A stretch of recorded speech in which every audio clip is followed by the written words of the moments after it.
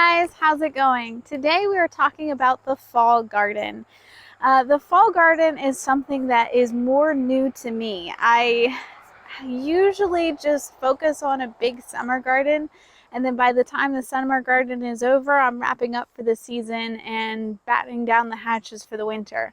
But there is so much potential left in the soil and in the season of fall that I've really started to unlock the fall garden, and it's amazing in its potential.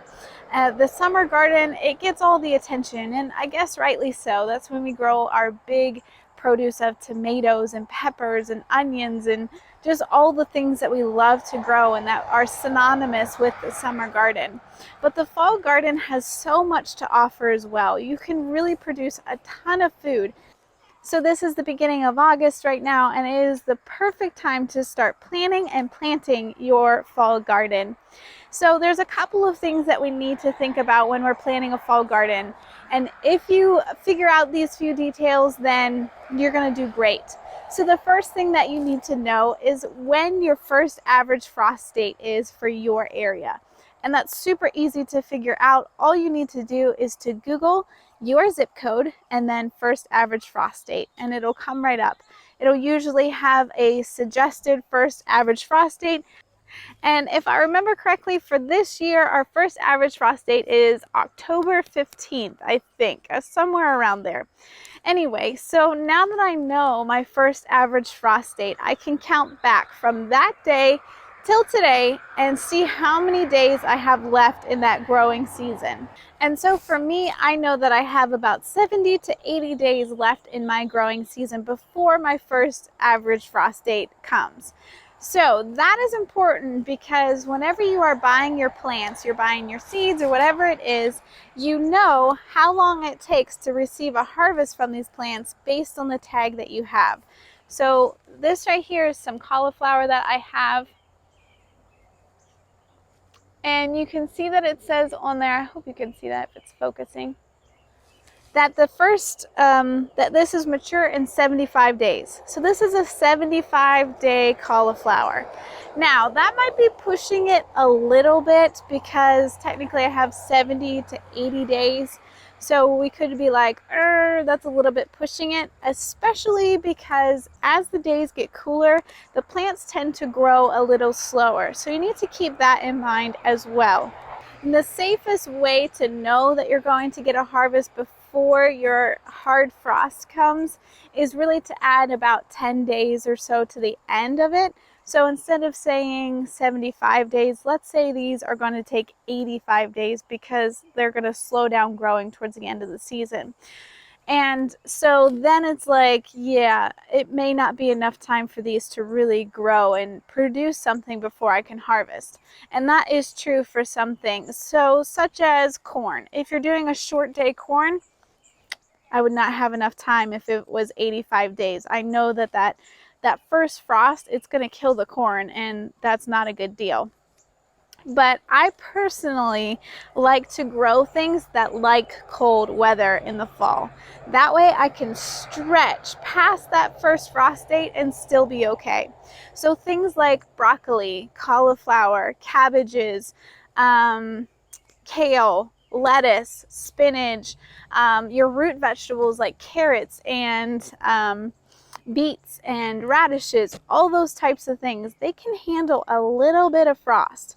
And usually your first average frost date, you're not getting a super hard frost in those first couple weeks of your first average frost date, usually. Now, there's always that weird like year where it goes down to like -20 out of nowhere and everybody's like, ah. But usually the first couple frosts that you get of the year are really light, and they're not going to kill things that like the cold. They're going to stand up to it just fine and keep growing. So if you're growing something that can handle some cold, you still want the bulk of your growing season to be here in the warmer months and to continue to grow into those colder months. And you can fudge that a little bit. But if you're trying to grow something that will die at the first sign of frost, then you want to make sure that you have plenty of time for those things to grow before your first average frost date comes.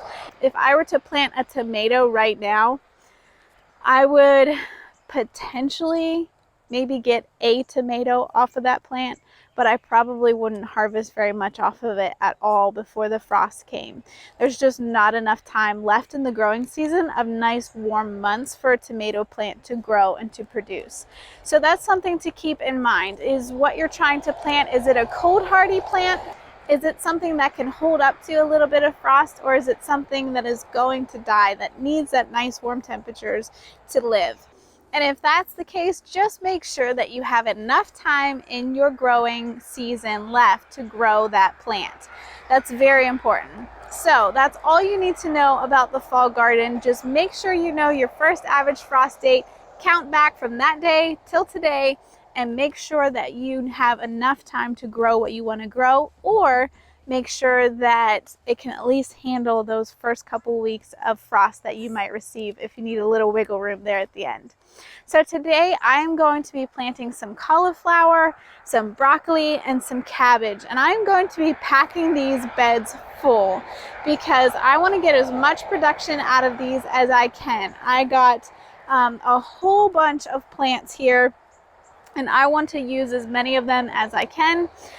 The last thing that I should mention to you is sometimes it's difficult to find crops for the fall garden. Some garden centers are starting to carry like broccoli and cauliflower and cabbage starts and things like that towards the end of summer for the fall garden, but that's really something that I've seen kind of recently. I haven't seen them forever do that. Maybe that's just because I haven't been really looking. But sometimes what you need to do, if you're really looking especially for certain varieties or certain things, is the best thing to do is to start things from seed. And to do that, all you want to do is follow the instructions on the back of the package of seeds that you buy. That's really the best advice I can give you. But usually it's between 4 to 6 weeks. You're going to start your seeds inside, and then when they are up and growing, you can transplant them out here into the garden. That's really one way that you can ensure that you have what you want, when you want, and how much of it that you want. Otherwise, you're kind of at the mercy of whatever the garden center has, which is sort of the same thing in the spring, but there's just a lot less in the fall, I find, than the quantity and the variety that's in the spring.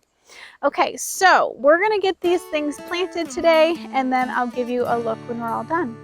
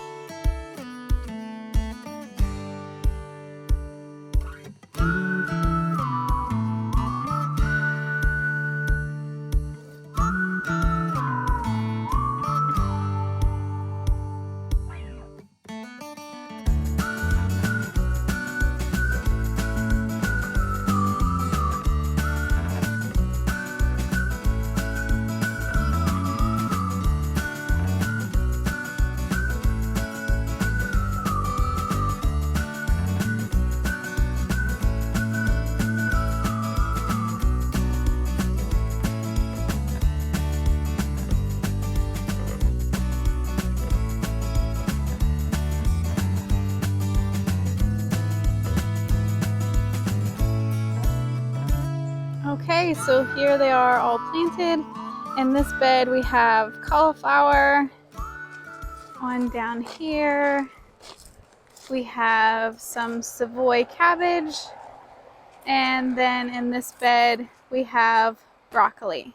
All right, well, we got them all planted, but it's still pretty hot. It's in the 80s today. I think it's around 85. And sometimes it's kind of hard to get out here and really start planting when it seems like kind of still the dead of summer and start thinking about a fall garden at this point. But if you do, I promise you, you will thank yourself later for it.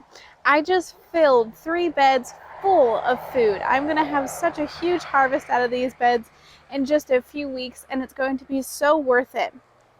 So I can't wait for these beds to fill out. I think they're going to be gorgeous. While I was planting them, I just had visions of overflowing beds of broccoli and cauliflower and cabbage, and I'm really excited about it.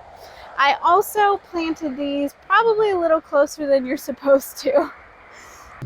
And I kind of tend to do that when I'm planting in my raised beds because I want to get as much out of these beds as I possibly can. I don't want to really waste space if at all possible. And this is about how thickly I planted my broccoli this spring, and they made out awesome. I had great broccoli. So I'm hoping that these ones work out just as good. I'm really excited about it. I also earlier forgot to tell you guys that also another great thing to plant in the fall time, which I'm going to be planting, is some sugar snap peas. So like those small pea pods that you get in Asian stir fries and things like that. Those do great in the fall as well. And I am planning on planting some of those. And this is by no means a comprehensive list. If you guys want to learn more about fall planting and what plants do well in the fall, just do a Google search of fall plants and you will get a plethora of things that you can really hone to your certain growing zone and what you are looking for and the tastes and things that you like to grow.